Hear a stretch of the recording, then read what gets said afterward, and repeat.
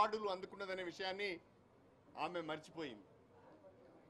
వాస్తవంగా ఒకవైపు ఆర్బీఐ కానీ, నీతి ఆయోగ్ కానీ, యుఎన్ఓ లాంటి సంస్థలు, అనేక ప్రతిష్టాత్మక సంస్థలు తెలంగాణ ప్రభుత్వం యొక్క పెర్ఫార్మెన్స్ను మెచ్చుకొని అవార్డులు ఇచ్చిన సంగతి గవర్నర్ గారు మర్చిపోవడం దురదృష్టకరం. తెలంగాణలో పంటల విస్తీర్ణము పెరిగింది, పంటల దిగుబడి పెరిగింది అనేది సత్యం. హర్యానా, పంజాబ్ రాష్ట్రాలను తలదన్ని వరిధాన్యం దిగుబడిలో తెలంగాణ మొదటి స్థానం సంపాదించింది. సంవత్సరానికి 3 కోట్ల టన్నుల వరిధాన్యం దిగుబడి అవడము ఇది సత్యము, ఇది ఒక రికార్డ్. 24 గంటల కరెంటు అన్ని రకాల వినియోగదారులకు 24 గంటల కరెంటు తెలంగాణలో అందిస్తున్న మాట వాస్తవం. విద్యుత్ వినియోగంలో తెలంగాణ మొదటి స్థానంలో ఉన్నది అనేది సత్యం. తలసరి ఆదాయం గణనీయంగా పెరిగింది తెలంగాణలో అనేది ఆర్బీఐ చెప్పిన మాట. హైదరాబాద్ అభివృద్ధి అనేది సత్యం. ఐటీ ఉత్పత్తుల ఎగుమతిలో కూడా హైదరాబాదు ఒక బ్రహ్మాండమైన అభివృద్ధిని సాధించింది అనేది సత్యం. పట్టణ సుందరీకరణ అనేది ఒక సత్యం. స్టేట్ ఓన్ ట్యాక్స్ రెవెన్యూస్ను పెంపొందించుకోవడంలో, అభివృద్ధి చేసుకోవడంలో తెలంగాణ నెంబర్ 1 అనేది ఆర్బీఐ చెప్పిన మాట సత్యం.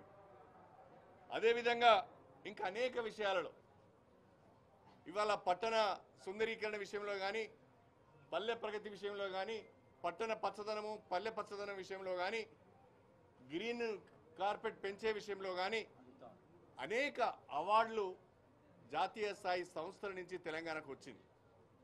ఇవన్నీ వారు చెప్పడం మర్చిపోయి వారు గవర్నర్గా గతంలో ఏం మాట్లాడారు, ఇప్పుడు ఏం మాట్లాడారో ఒకసారి సమీక్ష చేసుకుంటే బాగుంటుంది. గత ప్రభుత్వము గత 10 ఏళ్లలో రిప్రెషన్ కొనసాగింది అని చెప్తున్నారు. గవర్నర్గా ఆ మాట వారు చెప్పడం సరైనది కాదు, వారికి శోభ కూడా ఇవ్వదు అని చెప్పి ఈ సందర్భంగా తెలియజేస్తున్నారు. ప్రజలందరూ ఏదో లిబరేట్ అయినట్టుగా సంతోషపడుతున్నట్టుగా వారు మాట్లాడడం కూడా సరైనది కాదు.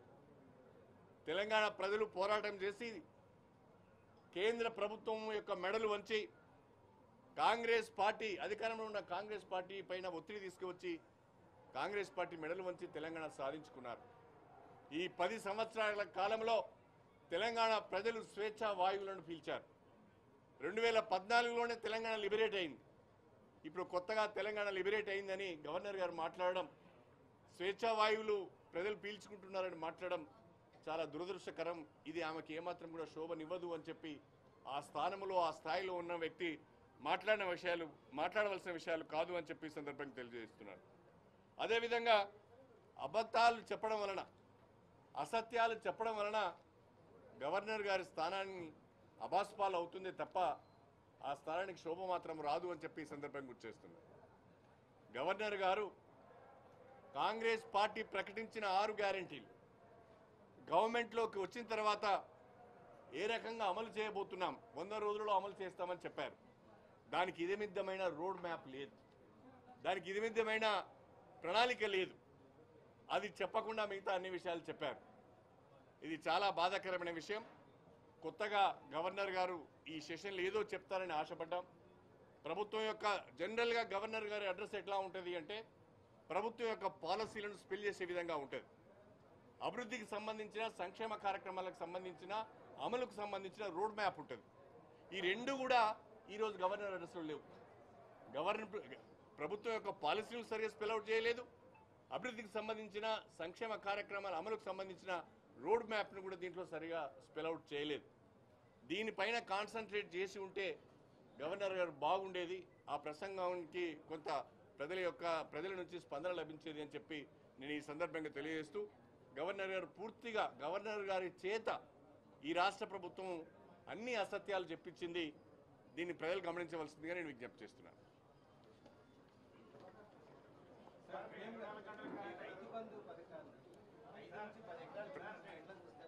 ప్రధానంగా ఈ యొక్క గవర్నర్ ప్రసంగంలో రైతు బంధు ప్రస్తావన, మన దళిత బంధు ప్రస్తావన లేదు. దళిత బంధు గురించి ఒక వర్డ్ కూడా రాయలేదు దీంట్లో. అదేవిధంగా నేను ఒకసారి ప్రస్తుతం ఉన్న ముఖ్యమంత్రి రేవంత్ రెడ్డి గారి ప్రెస్ మీట్ చూశాను.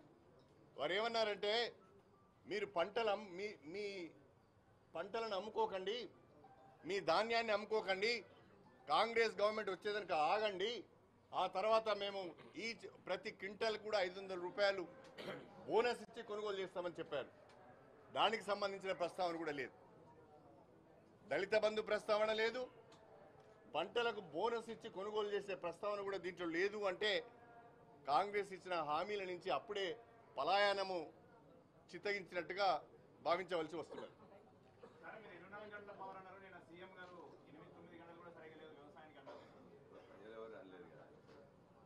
ప్రభుత్వము, కాంగ్రెస్ పార్టీ ప్రభుత్వము మొదటి నుంచి కూడా ఈ మాట చెప్తూ వస్తున్నది. కానీ రైతుల దగ్గర నుంచి కానీ ప్రజల దగ్గర నుంచి కానీ మాకు కరెంటు అందుబాటులో లేదు అనే ఒక కాంప్లైంట్ కానీ, ఒక ధర్నా కానీ, ఒక కార్యక్రమం కానీ ఏనాడు కూడా జరగలేదు, మేము చూడలేదు.